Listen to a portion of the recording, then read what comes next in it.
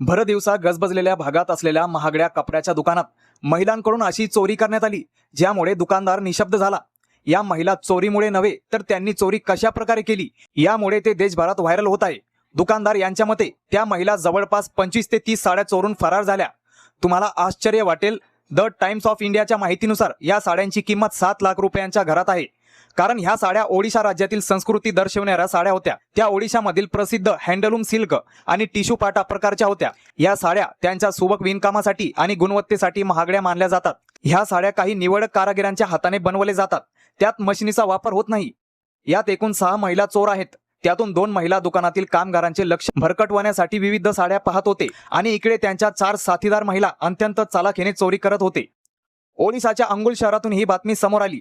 दुकान मालक रश्मी रंजिता पटनायक यांच्यानुसार यातून 2 महिलांनी हलक्या स्वरूपाच्या कमी किमतीच्या 2 साड्या पैसे देऊन विकत घेतल्या, जेणेकरून बाकीच्या महिला काय कांड करून आल्या दुकानदाराला संशय होऊ नये. तर या घटनेबद्दल तुमचं काय मत कमेंट करून नक्की सांगा. आपल्या मराठी चॅनलवर पहिल्यांदा व्हिजिट केलं असेल तर सबस्क्राईब नक्कीच करा.